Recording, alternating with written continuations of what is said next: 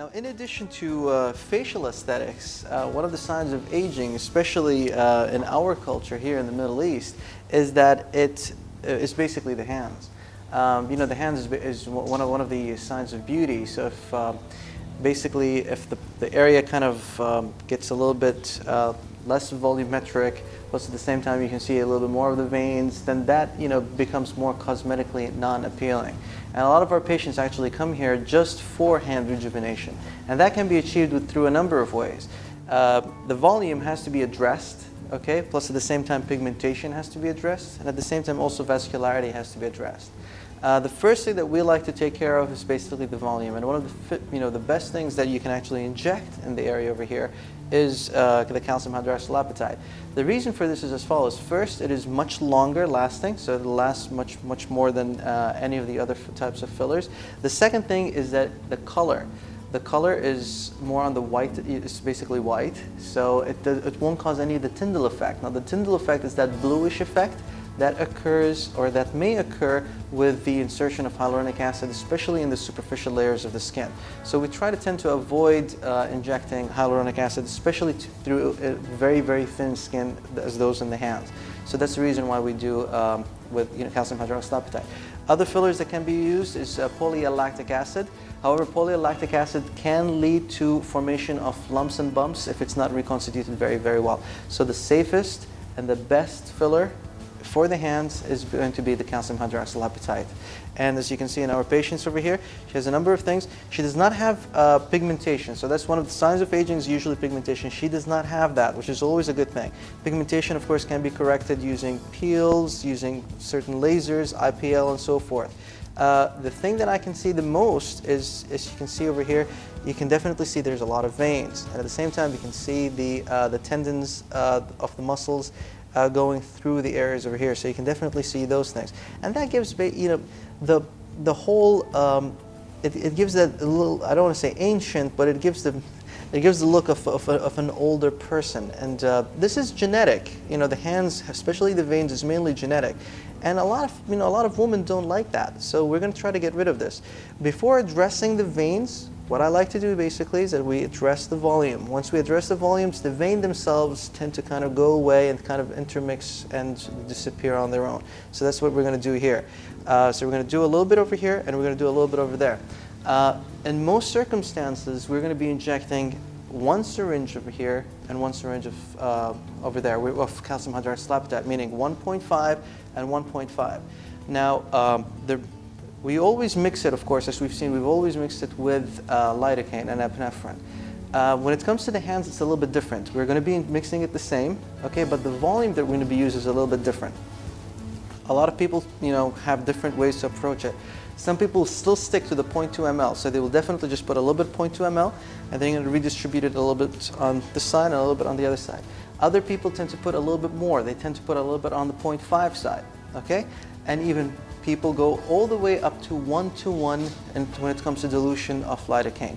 So they're going to use 1.5 of lidocaine, okay, with epinephrine, in addition to the 1.5 of the calcium hydroxylapatite. There is no wrong answer here, okay? The only answer basically is that for you to kind of give the patient the best, the most beneficial result at the end. I tend to be a little bit more on the conservative side. Because calcium hydroxylapatite does not have an eraser, such as the hyaluronic acids with Hylase, so I tend to be a little bit more on the conservative side. I tend to put just one syringe that is distributed over here and over there, and then I would ask the patient to come back and see me in 2 weeks. Now I have noticed if you put a little bit more than that, what happens is that there's going to be some swelling that's going to happen, and a lot of patients complain of the swelling. So it's much better. I always tell my patients, we've learned when we were kids, we've learned addition before we learned subtraction. So it's much easier to add than to subtract. So what we're going to do is that we're going to be injecting just 1.5 distributed here and there. So, and I'm going to show you the different techniques that we kind of use here. Okay. The hands basically is that you look at this. Now there's a tunnel here. Notice the carpal tunnel. Okay, that goes all the way back to the other side. There's not major structures that can actually be hit, but at the same time, the level that you have to be in is not too deep and not too superficial. The skin is very, very thin, as you can see over here, and you can also see the veins. You want to try to avoid the veins too, and the way to place it is that you want to place it mainly, okay, where the tendons are going to be here. So you got the tendons over here and the tendons of these muscles that are going to be here, and you're going to be placing the product right in between those tendons. But however, it's going to be very, very tricky because you want to try to avoid all the veins. Now there are a number of ways that you can actually approach this. One is going to be the Bolus Technique. The Bolus Technique is that with one insertion, you're going to inject the whole product right in one area over here and then simply massage it to cover the whole area. The other technique is known as the microdroplet technique, and that technique is going to be finding where the deficiencies are and then injecting them accordingly. Okay, so there's a little bit more finesse in that sense. I'm going to show you the two techniques. Okay, I'm going to be doing the Bolus technique on this side over here, and then we're going to do the droplet technique on the other side. The way to inject is the following. You're going to be lifting the skin. Okay, so you can see the skin is lifted over here, and you are going to be injecting it right here where the tent is. So you go inside, and we're basically here. So we're kind of on the deep side, but at the same time, we are subcutaneously. We are not anywhere superficial. We're quite on the deep side. Now we're going to use the Bolus technique, and the Bolus technique is simply just injecting the whole material into forming a bolus.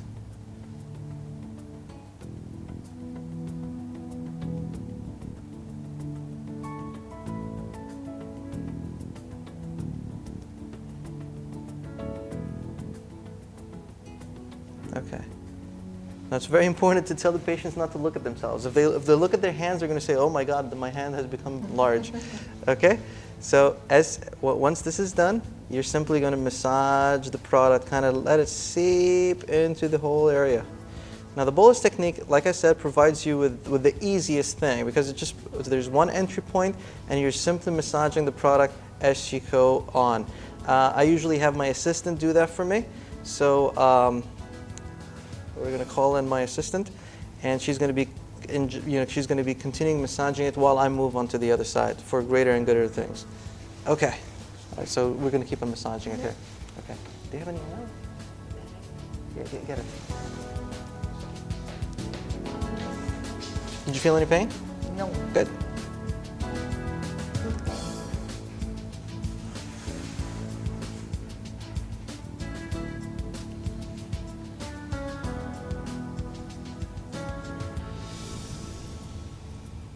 All right, so I'm going to be showing the different technique mainly done over here now, while my assistant massages the other hand.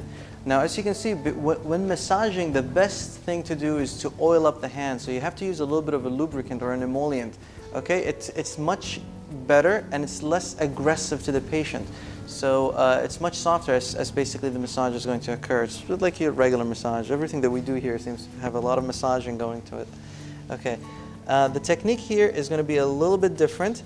What we're going to do is that we're going to have that whole tinting effect done by the needle itself, and we're going to find exactly where the problems are, and we're going to inject the problems. So if I'm moving her over here, I can see that there's a little bit here that she needs to have done here. So as you can see, the tint is happening with the needle. I inject a very, very small amount. That's called the droplet technique.